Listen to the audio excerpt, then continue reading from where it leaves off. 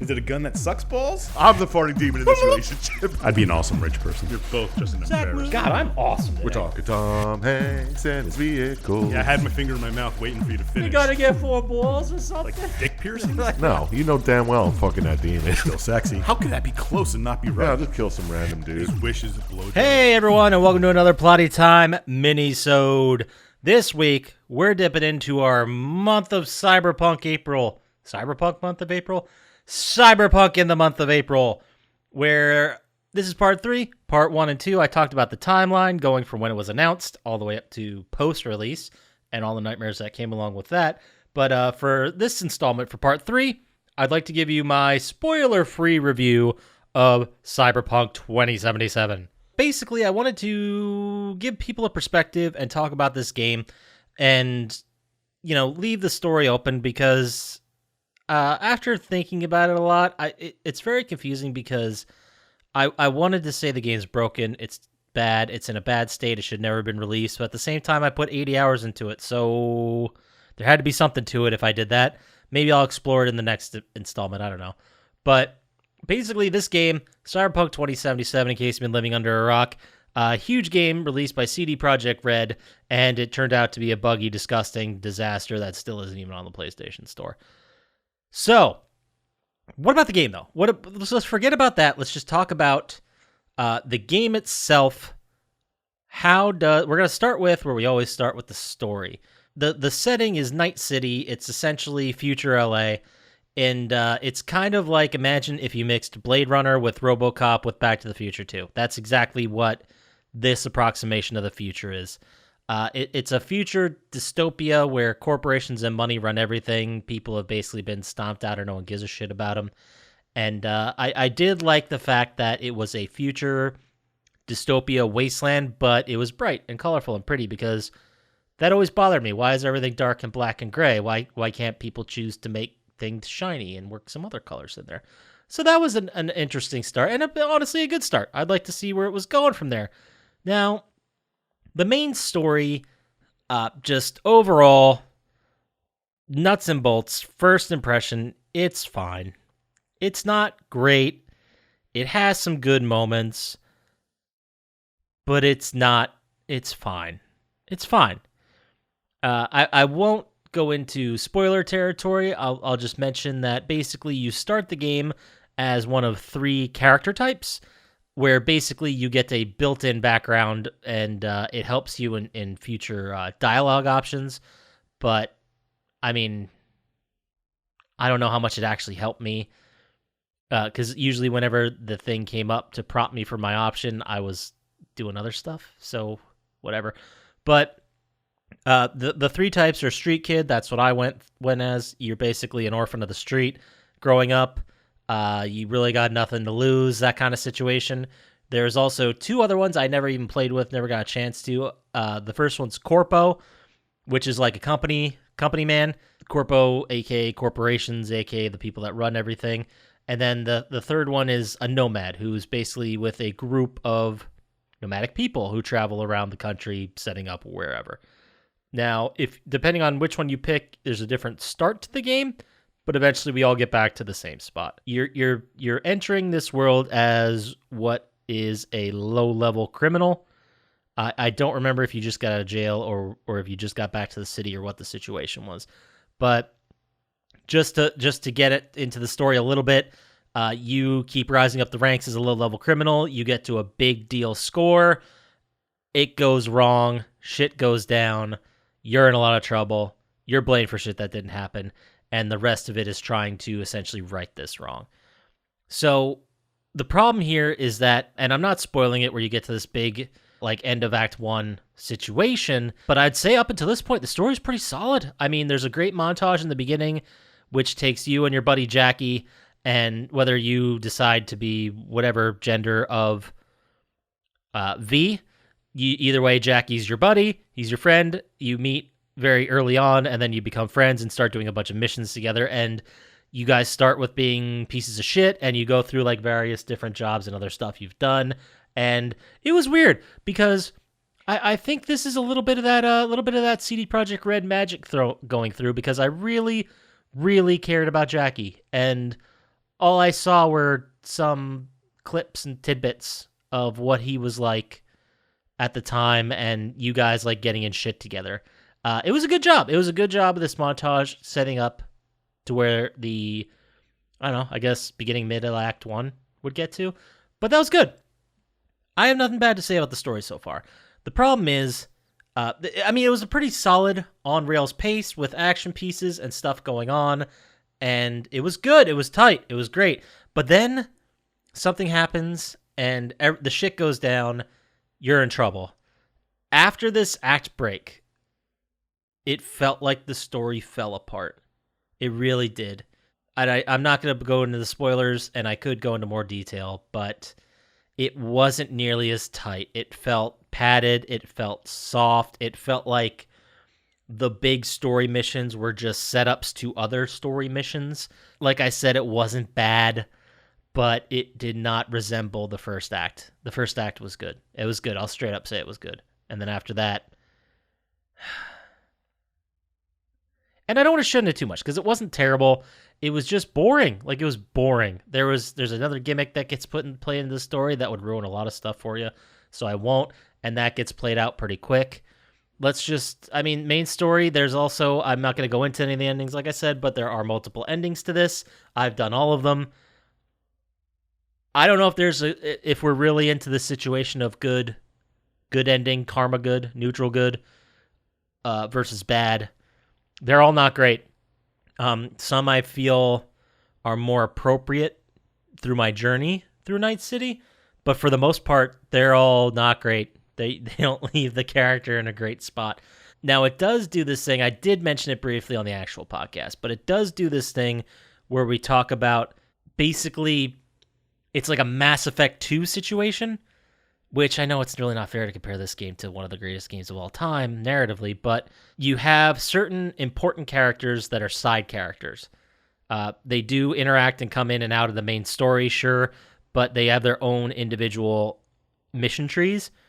And if you do those, and if you work with these people, then they'll show up or be able to assist or affect the ending in some way, if you choose to include them. So I liked that idea, but I thought it'd be more of a Mass Effect 2 where everybody comes along for the final mission, but in fact it's not. It's just which path do you want to go down, the one with this person, this person, this person. But as I say, getting into the side missions here, overall, I would say the side missions are pretty good. I think they're better overall and stronger than the actual story. Some are a little silly, some are a little dumb, some are a little crazy. Just to give you an example, there's three characters where you can do. There's several characters where you can go through their entire side quest. You know what? Now that I think about it, I wouldn't say any of them are boring. They're all just kind of dumb at worst, good at best. Some of the characters that really affect everything, Panam and Judy, their side and their characters and their stories were pretty great. They are eventually romance options you could choose depending on stuff that you set up. I'm not going to ruin anything, but there's also River Ward, who is a detective who comes up in the story. You can go down his path, do his missions. Those are the main stories. There's also Kelly Uridine, who used to be in Keanu Reeves' character. Johnny Silverhand used to be in his band back in the day. And you can go down his mission tree as well. And what I did like about all of these is that they're all very different. Panam, you deal with the nomads, and you're in that world and hooking them up. Judy's, you're basically trying to settle this situation in the city. River is going on basically a personal quest. He's been kicked off the detective force, and he's trying to find his nephew, which turns out to go not the way you'd expect, and that was actually pretty refreshing. And then the other two real side missions, the Delamain quest is really good. You're talking to Delamain is the robot driver, robot chauffeur, kind of think of like a Fancy Jeeves type, but it's all a robot. Basically, his side quest is you got to go find 5 machines that are just 5 cars that are acting up, and you got to go find them and kind of corral them and get them back to Delamain. But that was pretty good. I liked it. I thought that the 5 cars that were corrupted somehow by their AI all had really great personalities or really bad personalities, but it was all purposeful and intent, and it was good. It was a good side quest. There was also another side quest. I can't remember the name of it, but it's regarding a soda machine that's sentient with their AI. Yeah, and other than maybe Jackie, I don't think I've cared about any other game character in this game as much as I cared about that stupid fucking soda machine. I know that sounds ridiculous. I know how that sounds, but you won't understand until you play it. I thought that was great. Like, that was a great mission. And if that's one of your random, and that was a side quest I just stumbled upon. I had no idea it was even there. I was just walking past the building, and he started talking to me. So I'm like, what's this all about? And there you go. There were other missions to talk about too as well. Well, to sum that up previously, I think the side missions overall, with a stronger narrative, would have stood out more, but I think they're good. I think some of them, like I said, are a little bit dumb, a little bit overdone, but for the most part, they're good. They're good and a solid addition. If this was the B game, I'd say it's a little weak, but you nailed it, mostly. So, that being said, the problem comes with the next spot, and we're going to talk about, briefly, I'm going to talk about the other missions that come up here. Think about all those ridiculous images you've seen of the Ubisoft maps with 1 billion dots on them. Welcome to Cyberpunk. I thought we'd evolved past this. Apparently not. There are several different types of these stories. These other missions you could do, basically NCPD, Night City Police Department scanner hustles, they're called. They're very easy, very boring, and there's so many. You basically go into an area and someone has either been murdered and they've taken the evidence, or someone's being held. Usually there's an evidence. There's a bag or a briefcase or something you just open. But you walk in, you kill 4, 5, 6 maybe people, grab the evidence, the mission's over. Especially towards the end when I got OP with my weapons, this was worthless. Like, I'd run in, shoot everyone in seconds, and then take the thing and move on. I don't know. They're a great way to make money early on in the game when you don't have that much power, but there were so goddamn many of them. So many of them. There's also other police missions where you infiltrate a base and kill everyone, and there's other ones too that are sort of, attached to the police, but for the most part, that's all they are. There's also gigs is the other part of mission, and these vary. The lamer one is car buying, which I don't understand that either. The way this economy works and this world in Night City works is that there are people that are called fixers.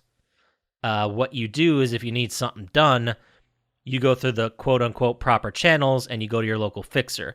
The local fixer sets you up with someone who will do it, or they'll do it themselves, and, you pay the fixer or whatever.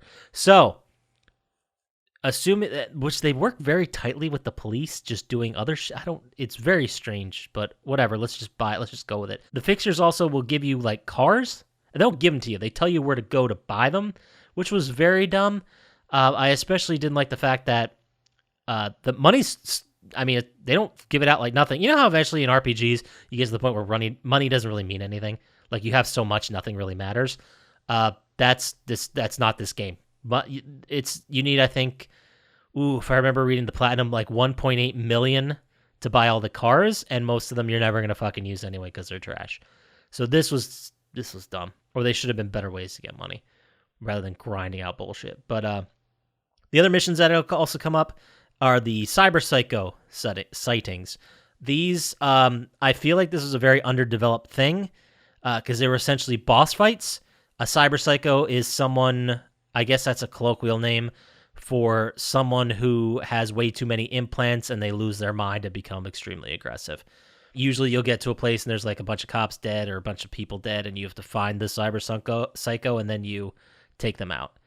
And usually you want to leave them alive and tell the fixer, and then they'll come find them, whatever, blah, blah, blah, blah, blah. They were fine. Most of them were just cookie cutter, cut and paste, and the rewards were whatever. There were also other gigs that were basically I want to say a little bit less involved than side missions. Some of them were more involved than others. Some of them involved stealing a car. Some of them involved going into some collector's house of the Johnny Silverhand band, Samurai, and stealing a guitar that Johnny Silverhand used to use. So, they vary. Some were good, some were bad. Most of them were just a waste of time. And some of them were the standard go here, kill this person thing, which we're all done with by now. I felt like this was real padding. A lot of these gigs, especially the car buying and the scandal hustles, were just padding. Because the main story, maybe 20 hours, maybe. Much less if you run through it. But these other missions, the scanner hustles, cyber psychos, car buying, gigs, not much good can be said from them. I mean, like the scanner hustles, like I said, good in the beginning when you need money. Some of the cyber cycles were kind of interesting. Some of the gigs weren't bad, but they were few and far between. Not nearly enough gigs that mattered. Mostly just go here, kill this person. So with that, that's through the kind of missions, through the story you want to talk about. And I want to spend a little bit of time talking about the user upgrade system, basically attribute points you get where you can unlock skills. This is not an uncommon thing for RPGs. But the problem that they had in Cyberpunk is that this thing is way too overblown, way too complicated, and not even close to explained enough. In the beginning, you don't really understand the mechanics. I haven't even talked about hacking and what that means. The cyber hacks are basically like you can hit your scanner, which, it's just your eyeballs scanning stuff. And then if you have enough RAM, enough points in your deck, you can execute stuff like set them on fire, shock them. You could turn off security cameras. You can make things make noise so people will go inspect them and you could be stealth. I didn't fucking bother with stealth this entire game. I went in with raw firepower and upgraded everything in my firepower. Didn't waste time with melee. Didn't waste time really a lot at all with cyber hacks. Really at all. I mean, I put all my money into crafting because you could upgrade your weapons. They're basically at the level that are granted to you. And as your level goes up to 50, they get better and better. But I would just upgrade them and get the components and upgrade them. The crafting specialty, that's what I went with, and it's broken. It's pretty broken, especially when you get all the way up. You get to a point where you have these buffs and you have these attribute points and you save so many components and you keep making and crafting items with, like, let's say 10 components, and then you break it down for 40 components. So the components and money doesn't matter anymore, and you could just upgrade everything if you have enough time to sit there and hit the craft button. You couldn't do a batch craft, which was kind of bullshit, and that made me waste a lot of time just generating stuff and then tearing it down one by one. So just, Jesus Christ, put in a craft batch system, for Christ's sake. By the end, I could craft, like, the exotics, the best weapons, any blueprint I found, and exotics meant nothing to me. It was good because components to upgrade and do all this stuff are very expensive, and money's always an issue in this game. There's also, I mean, by the end, I hit level 50, I hit max level, I had all the points to spend over everything, and it was just a game where I ran out of stuff I wanted or needed. Like, it was just throwing points. The last, like, 10 were just thrown into stuff like, yeah, I guess that's cool. Like, it's not like a game, and I don't know if this is really an apt comparison, but like the Borderlands games, in any of those skill trees, they have cool stuff you can pick and use always, and in this, it was not the case. If you didn't mess around with the cyber hacks at all, there was really no point in upgrading any of that stuff or decreasing RAM for your usage or doing any of that.